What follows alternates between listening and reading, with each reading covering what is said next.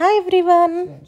మా ఆయనకి చేపలు తినాలనిపించి దగ్గరున్న సెయిన్స్బెర్రీలోకి వెళ్ళి ఒక ఫిష్ ప్యాకెట్ అయితే తీసుకొచ్చిండు. సో ఇక్కడ ఎట్లా ఉంటాయి అన్ని ఫిషెస్ ఫ్రోజనే ఉంటాయి. సో మంచిగా క్లీన్ చేసి నాకు ఇచ్చిండు.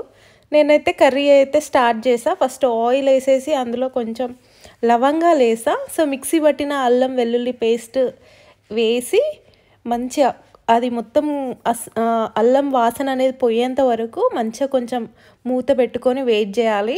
మంచిగా కలిపి మూత పెట్టుకొని అందులో ఆయిల్ అనేది పైకి రావాలి కర్రీలో. సో ఆయిల్ అనేది పైకి వచ్చేదాకా వెయిట్ చేయాలి మనం. సో వెయిట్ చేసి దాని తర్వాత మనం పసుపు వేసుకోవాలి. పసుపు వేసి కలుపుకొని మళ్ళీ కొంతసేపు అలా మూత పెట్టేసుకొని వెయిట్ చేయాలి. సో చూడండి, సో అలా కలుపుతూ ఉండాలి, ఎందుకంటే అల్లం వెల్లుల్లి పేస్ట్ అది ఉంది కాబట్టి మాడిపోయే ఛాన్సెస్ కూడా ఎక్కువ. సో అలా కలుపుతూ ఉండి మంచిగా ఆయిల్ అయితే పైకి తేలేంత వరకు అలా మిక్స్ చేస్తూ ఉండాలి. తర్వాత కడిగిన చేపలు ఉంటాయి కదా, మంచిగా దానిపైన అయితే ఒకటి తర్వాత ఒకటి అలా మంచిగా పెట్టుకోవాలి.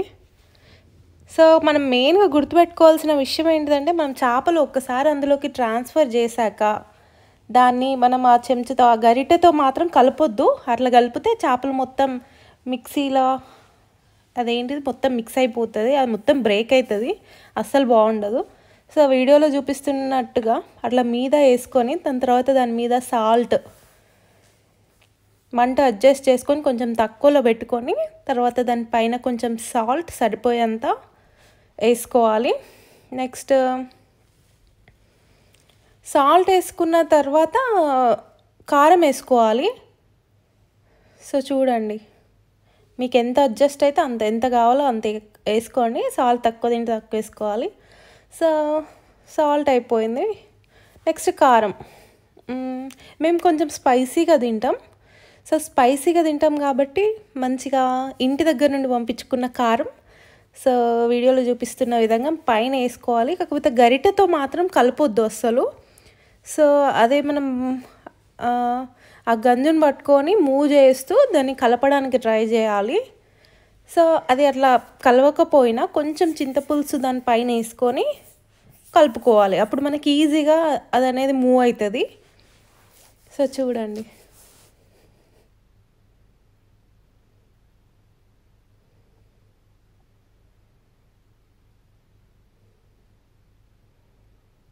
చింతపులుసు అనేది మంచిగా అట్లా చేసుకొని అందులో కర్రీలో వేసుకోవాలి. కొంచెం, మొత్తం కాదు, సైడ్కి పెట్టేసుకోవాలి మిగిలింది.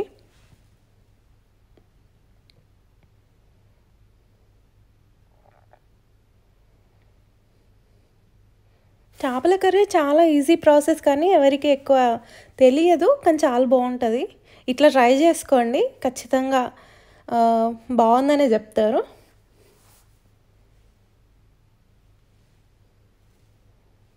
సో అట్లా కలుపుకొని మూత పెట్టేసుకొని కొంచెంసేపు కుక్ కావాలి. చేపలు అనేటివి మంచిగా కుక్ కావాలి ఇప్పుడే.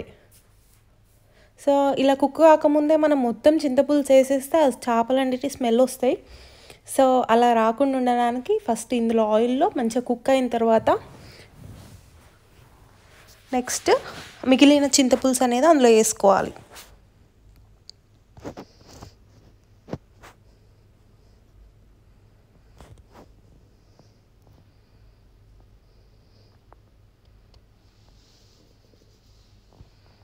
సో యూకేకి వచ్చే వాళ్ళు ఎవరైనా ఉంటే మీరైతే ఖచ్చితంగా రైస్ కుక్కర్, మిక్సీ బౌల్ ఇవైతే పక్కా తీసుకొచ్చుకోండి, చాలా యూజ్ అవుతాయి. సో ఫస్ట్ వచ్చిన వెంటనే షేరింగ్లో ఉంటారు కావచ్చు, కాకపోతే ఏ రోజైనా మనం మూవ్ అవ్వాల్సి వస్తే వేరే వాళ్ళు అయితే మనతో రారు కదా, మన సామాన్లు మనతో ఉంటే చాలా మంచిది. అస్సలు కారం పొడి అస్సలు మర్చిపోవద్దు. కారం పొడి, చింతపండు ఇవన్నీ అయితే తెచ్చుకోండి, ఇక్కడ కూడా దొరుకుతాయి. కాకపోతే కారం అయితే అంత టేస్ట్ అనిపించదు మన ఇంటి దగ్గర నుండి తెచ్చుకున్నంత. సో ఇవన్నీ అయితే తెచ్చుకుంటే బెటర్. పసుపు ఇవన్నీ వచ్చేటప్పుడు అడ్జస్ట్ అయ్యే మందం అన్ని రోజులు తెచ్చేసుకుంటే సరిపోతుంది. సో చూడండి, ఇప్పుడు అక్కడ పీస్ అనేది మంచిగా కుక్ అయింది, ఫిష్ పీస్. తర్వాత మనం ఇంతకుముందు పక్కకు పెట్టుకున్నాం కదా, ఆ చేపల పులుసు మొత్తం ఆ చింతపులుసు మొత్తం ఆ చేపల కర్రీలో వేసేయాలి. చూడండి,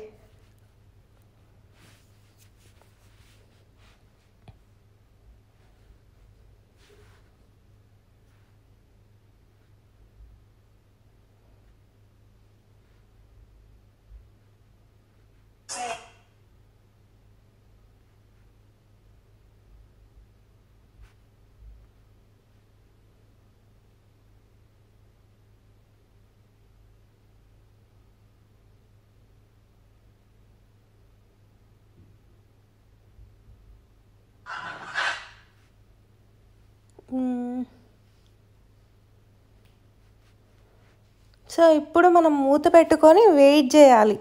ఆ మొత్తం మళ్ళీ మంచిగా అదేంటిది మంచిగా బాయిల్ కావాలి, మరగాలి చేపల పులుసు అనేది, అప్పుడే మంచిగా ఉంటుంది.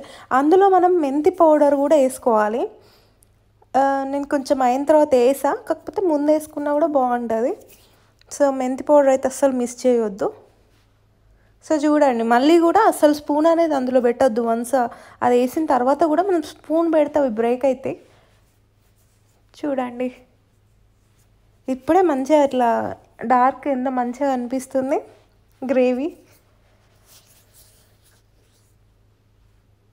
సో మంచిగా కలిపేసుకొని ఇంకా మనకి గ్రేవీ అనేది బాగా చిక్కగా ఉంది అనిపిస్తే ఇంకొంచెం వాటర్ వేసుకొని కొంచెం పల్చగా చేసుకున్నా కూడా బాగుంటుంది.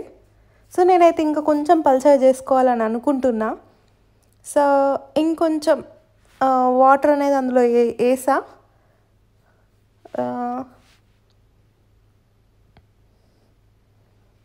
సో ఇప్పుడు నాకు కావాల్సిన కన్సిస్టెన్సీ అయితే వచ్చింది.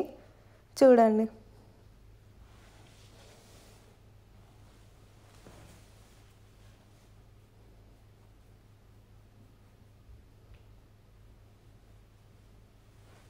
సో ఇప్పుడు మళ్ళీ మంట అడ్జస్ట్ చేసుకొని మూత పెట్టుకొని మంచిగా వెయిట్ చేయాలి.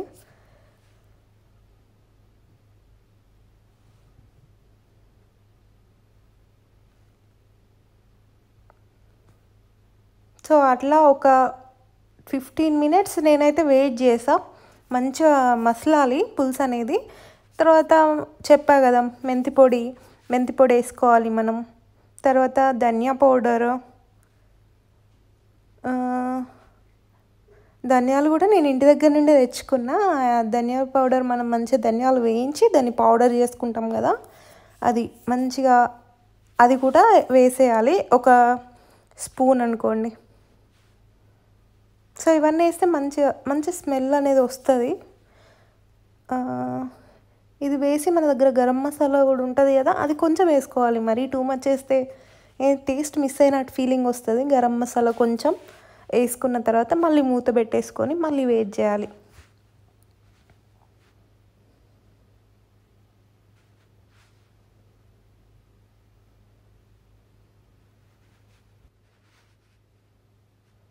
సో చూడండి, మంచిగా అయితే అయింది, కంప్లీట్గా కుక్ అయిపోయింది. మంచి ఆయిల్ అనేది మొత్తం కర్రీ నుండి బయటకు వచ్చింది. సో ఇప్పుడు చేపల కర్రీ అయితే చాలా బాగుంటుంది. ఈ స్టేజ్లో ఇప్పుడు దించేసుకోవాలి ఇక మనం వెంటనే. సో దించేసుకొని నేనైతే పూరీలో ట్రై చేద్దాం అనుకున్నా. సైడ్కి ఇట్లా పూరీ కూడా చేసా. రైస్లో బాగుంటుంది చేపల కర్రీ, కాకపోతే పూరీలో కూడా ట్రై చేద్దాం అని చెప్పేసి పూరీ కూడా చేసా. సో చూడండి, చూడ్డానికైతే చాలా బాగుంది. తిని చెప్తా టేస్ట్ ఎలా ఉందో.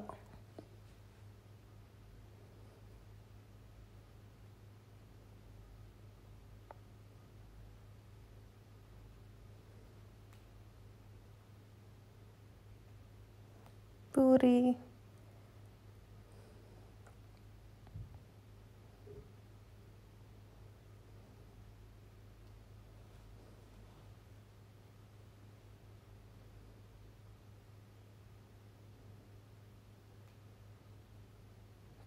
టేస్ట్ అయితే చాలా బాగుంది.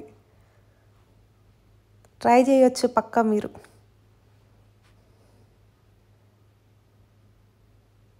సో పీస్ కూడా చూడండి ఎంత బాగా కుక్ అయిందో. సో చూడండి ఎంత బాగా కుక్ అయింది.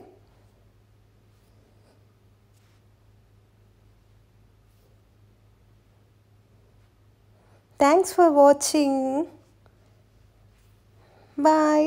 సబ్స్క్రైబ్ చేసుకోండి.